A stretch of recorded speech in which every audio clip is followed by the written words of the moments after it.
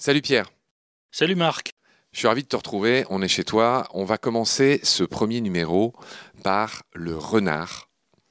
Et la première chose, on va rentrer dedans par une porte dérobée, si j'ose dire. La première chose que je voudrais que tu me racontes sur l'étymologie de renard, c'est qu'en grec, le renard a à voir avec alopex.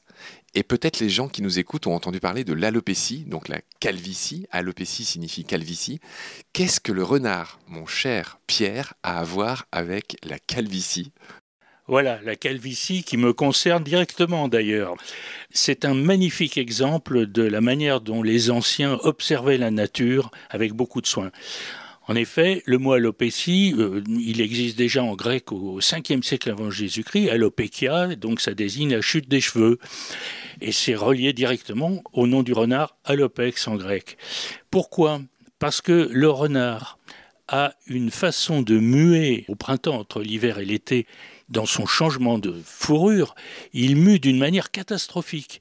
Il faut voir un renard au printemps, il a des véritables plaques, il est miteux. Et c'est incroyable pour un animal qui, le reste du temps, est chassé pour la beauté de sa fourrure. Donc ça a beaucoup frappé les gens. L'alopécie, donc, c'est perdre ses cheveux comme un renard au printemps.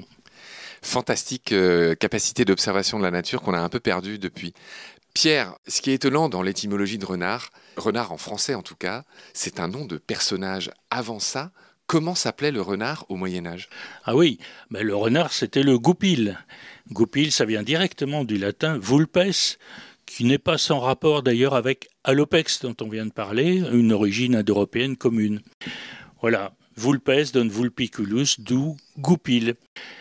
Alors, le renard a été une vedette de la littérature depuis toujours, depuis les fables d'Ésope, et notamment entre le XIIe et le XIIIe siècle s'est développé ce qu'on a appelé le roman de renard, une histoire de Goupil qui s'appelait Renard. Et le succès a été tel qu'au lieu de dire Goupil, on a dit Renard. C'est fou, c'est un nom d'animal qui vient d'un nom de personnage de ces fables, dans lequel le loup s'appelait Isengrin. Absolument. Et il y avait une signification d'ailleurs, car renard, en bas latin, c'était raginardus, c'est-à-dire fort. Le hard, c'est fort. Ragine, c'est le conseil. Ça veut dire fort en conseil. Donc finalement, renard, en tant que nom de personne, ça veut dire rusé. Ce qui tombe bien pour ce personnage. Et Isengrin, ça vient de Eisen, qui est l'acier, le fer, En en allemand. allemand. Grin, grimace, c'est l'animal menaçant comme l'acier. Et donc, comme les auteurs du roman de renard étaient flamands, étaient dans l'ambiance germanique, eh bien, ces noms étaient perçus comme signifiants. Il y a quelque chose de très savoureux que tu notes dans ton bouquin, Pierre, c'est que l'écrivain français Jules Renard, qui s'appelle Jules Renard, n'a pas parlé une seule fois du renard dans son histoire naturelle. Et non, parce que Jules Renard, il se faisait appeler poil de carotte. Et il en avait un peu assez, même dans son milieu familial, d'être appelé poil de carotte. Et donc, il a préféré omettre cet animal qui lui portait malheur. Pierre, il y a autre chose là que je vois dans ton livre qui est passionnant, c'est que le renard a donné son nom à un héros bien connu, Zorro. Zorro Oui, est arrivé. Zorro est arrivé, sans se presser, bien sûr. Ça vient d'un verbe portugais initialement, d'ailleurs, zorar, qui veut dire traîner. Le Zorro, c'est le traînard, celui qui rôde ici et là. Et en fait, c'est devenu le grand héros du cinéma. Ouais, oui, c'est drôle. Zorro qui a donné Zori, qui est un petit animal, un petit carnassier à fourrure marqué de bandes blanches et noires, qui ressemble un peu à la moufette. Oui, oui. Et Zori, ça vient de Zorio, c'est le petit renard. Voilà, c'est le diminutif espagnol classique en i.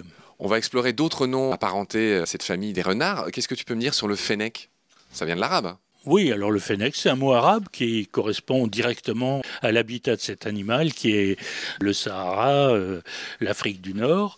Donc le fennec Ça vient de l'arabe fanak. vient de l'arabe fanak. C'est un exemple d'emprunt à la langue arabe qui n'est pas rare en français et dans d'autres langues européennes, bien sûr. Je vois que son nom évoque le sable ou le désert en arabe. Oui. Bon.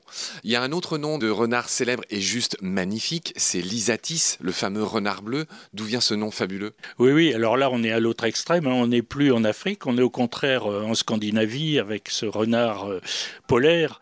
Et tout simplement, on lui a attribué le nom grec du pastel, cette plante qui fournit le bleu bien connu au Moyen-Âge. Donc Isatis désigne à la fois la plante et le renard bleu. D'accord, Pierre. Ben, écoute, voilà ce qu'on pouvait dire sur le renard. Je te retrouve très vite pour un autre animal, une autre étymologie. Salut Pierre, à bientôt. À bientôt Marc.